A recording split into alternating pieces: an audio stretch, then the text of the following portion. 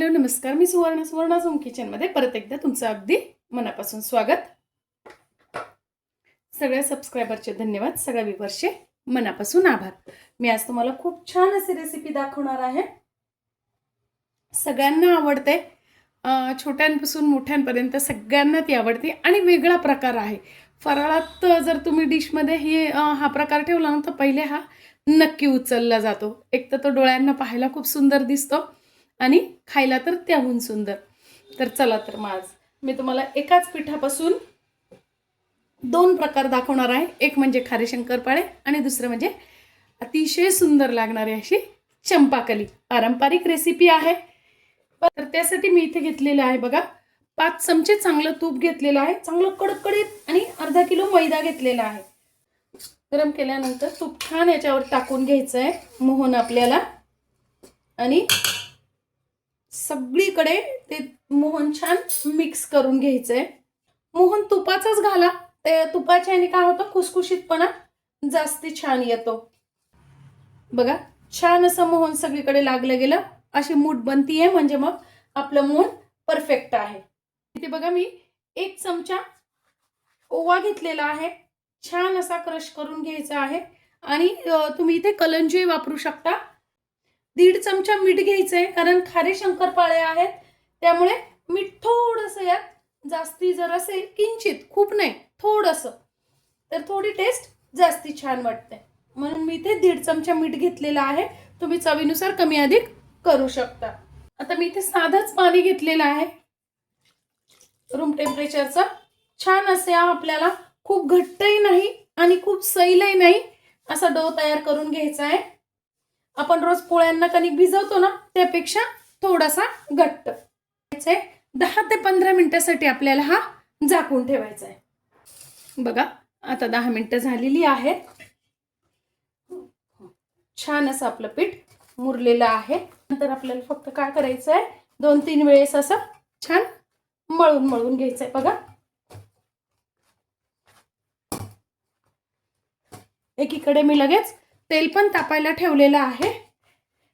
छोटासा एक घ्यायचा आहे गोळा आपल्याला करून पोळीसारखा, आणि मी रोजच इथे गव्हाचं पीठ घेतलेलं आहे लावायला. तेच गव्हाचंच पीठ लावलेलं आहे अगदी थोडंसं, आणि छान अशी आता आपल्याला पातळ पोळी लाटून घ्यायची. बघा या पद्धतीने, बघा किती पातळ मी अशी लाटून घेतलेली आहे. याच पद्धतीने पातळ लाटून घ्यायची आहे. छोटे छोटे असे शंकरपाळे करून घ्यायचे आहेत. बघा तुम्ही सुरीनी पण कट करू शकता किंवा मग तुमच्याकडे पिझ्झा कटर असेल ना त्याने केले तरी चालेल. तिरकी घेतलेली आहे तर तुम्ही कट करू शकता, पण मुलांना छोटे छोटे आवडतात ना म्हणून मी छोटे केलेले आहेत. आणि मुलांचं तर आपल्याला माहितीच असतं की मुलांना पहिले पदार्थ बघायला आवडतो आणि मग तो खायला आवडतो. आता बघा मी सुरीच्या साहाय्याने असे सगळे काढून घेतलेले आहेत. असे तुम्ही सगळे करून घेतले ना तरी ते एकावर एक चिटकत नाही. म्हणजे चिटकली तरी तेलात जर टाकले ना तुम्ही तर ते आपोआप सुट्टे होऊन जातात. तर या पद्धतीने आपल्याला डिश मध्ये काढून घ्यायचे आहेत. बघा तेल छान तापवून घ्यायचं आहे आणि तेलात बघा मी तुम्हाला दाखवल्याप्रमाणे आपण जरी एकत्र ठेवले तरी काहीच प्रॉब्लेम नाही, ते आपोआप सुट्टे होऊन जातात. फक्त काय करायचं, तेलात टाकल्यानंतर हलवून द्यायचे. बघा या पद्धतीने लगेच सुट्टे होऊन जातात व्यवस्थित, काहीच प्रॉब्लेम येत नाही. आपल्याला छान बिस्किट सारखा कलर येईपर्यंत तळून घ्यायचे.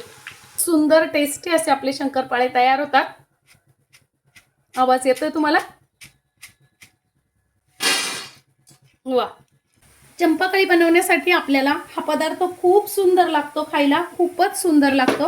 आपल्याला काय करायचं, अशा छोट्या छोट्या पुऱ्यांसारख्या लाटून घ्यायच्या आहेत. बघा या पद्धतीने, पण एकदम पातळ लाटायचे आहेत. पापडी कशी असते आपली तशा तितक्याच पातळ लाटायच्यात. बघा या पद्धतीने अशी मी लाटलेली आहे.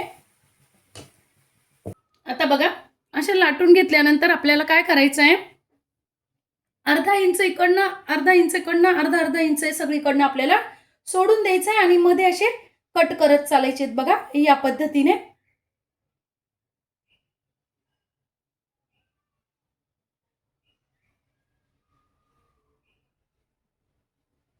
दिसायला अवघड दिसते पण करायला अतिशय सोपं आहे बघा. फक्त अर्धा इंच मी सोडलेला आहे आणि पटापट असे कट मारता येतात आपल्याला.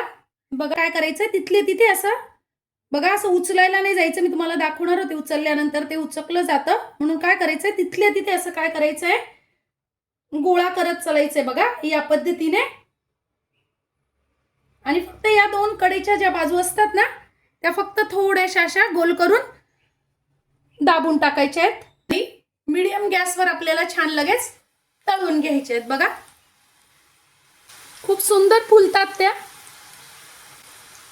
वा बघा किती सुंदर दिसताय. असा हा बिस्किट कलर येईपर्यंत आपल्याला छान तळून घ्यायचे आहे बघा. छान असा बिस्किट कलर तयार झालेला आहे. आता काढून घ्यायचे आहे. बघा मैत्रिणींनो किती सुंदर असे आपल्या चंपाकल्याही तयार झालेल्या आहेत आणि शंकरपाळे पण तयार झालेले आहेत. शंकरपाळे तुम्ही पाहिजे असेल तर अशा पट्ट्यांमध्ये केले तरी छानच होतात बघा. अगदी खुसखुशीत असे होतात.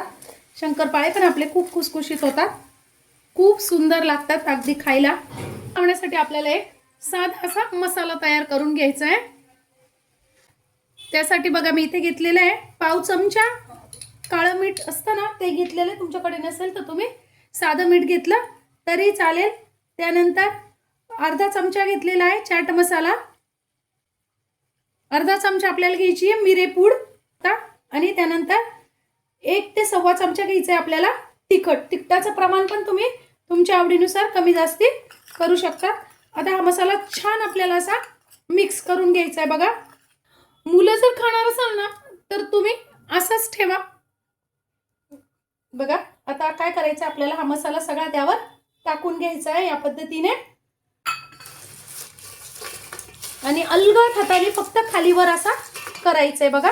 सगळ्या याला छान मसाला लागला जातो आपोआपच, कारण याला जी जाळी असते ना त्याने मसाला आपोआप आतमध्ये जातो. बघा किती सुंदर अशा आपल्या चंपाकल्या तयार आहेत. खूप सुंदर लागतात. या दिवाळीला तुम्ही हा पदार्थ नक्की करून बघा. सगळ्यांना आवडतो, खायला तर अप्रतिम लागतो. बघा मी तुम्हाला एक तोडून पण दाखवते. अगदी खुसखुशीत लागतो. तुम्ही साधे ठेवले तर चहा बरोबर छान लागतात, नाही तर तुम्ही जर पाक करून पाकात टाकले ना तर त्याचे गोड चंपाकली तयार होतात. एकाच पिठापासून आपण 2 पदार्थ खूप सुंदर असे बनवले बघा. आजची माझी ही व्हिडिओ तुम्हाला कशी वाटली, ही रेसिपी कशी वाटली कमेंट्समध्ये नक्की सांगा. चॅनलवर नवीन असाल तर चॅनलला सबस्क्राईब, लाईक आणि शेअर करा. धन्यवाद.